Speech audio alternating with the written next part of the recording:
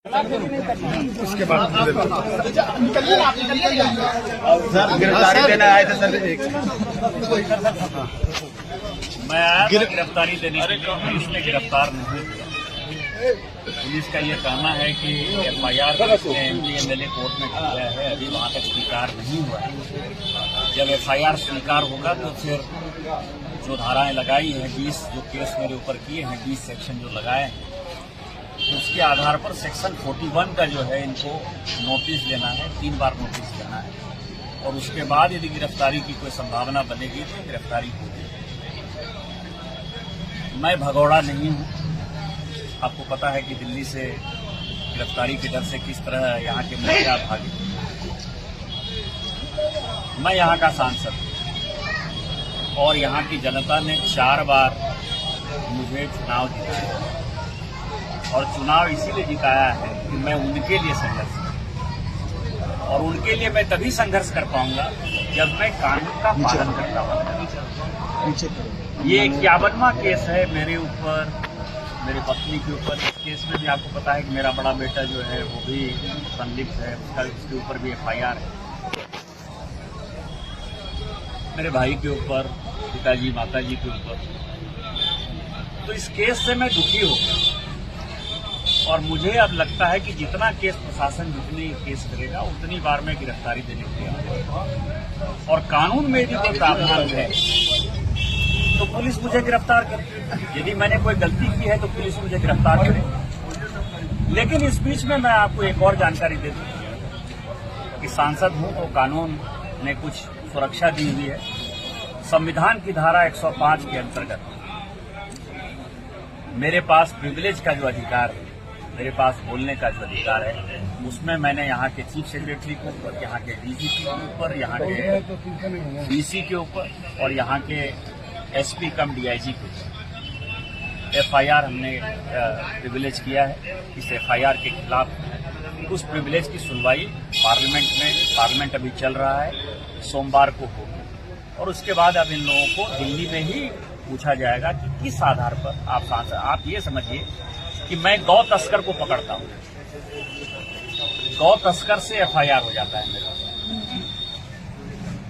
कानून ये कहता है कि गाय यहां से मिली जा सकती है। मैं सुरक्षा कमेटी का इंचार्ज हूं। ट्रैफिक जो एडवाइजरी कमेटी है, सुरक्षा सड़क सुरक्षा कमेटी, उसका भारत के संविधान ने मुझे दिया हुआ है अधिकार। RSS के जो है विभाग प्रचारक पकड़ाते हैं, मैं उनको बचाने के लिए जाता हूं, मेरे ऊपर FIR हो जाता है। आप ये समझिए ना, मेरा परिवार जो है कोई चीज DRT से नीलामी में खरीदता है, उसके ऊपर 1 नहीं 4 FIR हो जाता है। कोई आदमी जो है मेरे ऊपर FIR करता है कि ये जमीन जो, मान लीजिए कि मैंने आप जैसे किसी पत्रकार का जमीन लिया तो जमीन वाला केस नहीं करेगा, जो दूसरा आदमी है वो केस कर देगा। इस तरह के फिल्मी ग्राउंड पर यदि FIR हो, अब इस मंदिर का आप समझिए, इस मंदिर का मैं ट्रस्टी हूं, मैंने धक्का दिया होगा उस FIR के हिसाब से किसी पुलिस वाले को, पुलिस वाले FIR नहीं कर रहे। मजिस्ट्रेट वहां का इंचार्ज होगा, मजिस्ट्रेट FIR नहीं कर रहा है। एक आम आदमी जिसको की कोई जजमान नहीं है, इलीगल आदमी है, वो गर्भगृह में घुसा हुआ अवैध आदमी, पंडा धर्मरक्षिणी का वो पदाधिकारी भी नहीं, और उसके आधार पर आप एक अवैध आदमी के आधार पर मेरे ऊपर FIR कर देते हैं। यदि वो कहता है तीर्थ पुरोहित है तो मैं भी तीर्थ पुरोहित हूं। तीर्थ पुरोहित यहाँ ऐसे बनता है जैसे कानकुब्ज, जैसे ऐसा नहीं है कि कोई पंडा, मतलब कि मैथिल ब्राह्मण यहाँ के पंडा होंगे, यहाँ के कानकुब्ज भी पंडा है, तो मैं कानकुब्ज हूं, वो भी पंडा है। यहाँ जो गवाली पूजा में चंदा देता है वो तीर्थ पुरोहित है। 3 साल जो किया वो पंडा धर्मरक्षिणी का वोटर है। मैं 7 साल से चंदा दे चुका। अगला जब चुनाव होगा पंडा धर्मरक्षिणी का तो मुझे हर हालत में उनको वोटर बनाना होगा, तो मैं उसका भी वोटर हूँ। आप ये समझिए किस आधार पर आप जो है मेरे में और FIR करता में क्या है।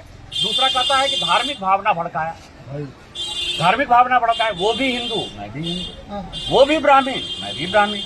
इरफान अंसारी यहाँ पूजा करेगा, कोई दिक्कत नहीं है। SP साहब क्रिश्चियन है, वो पूजा करेंगे जाके अंदर, कोई परेशानी नहीं है, कोई धार्मिक भावना। लेकिन हिंदू यदि कांवर यात्रा लेकर आएगा, मनोज तिवारी 110 किलोमीटर कांवर यात्रा लेकर आएगा, वो धार्मिक भावना भड़का देगा।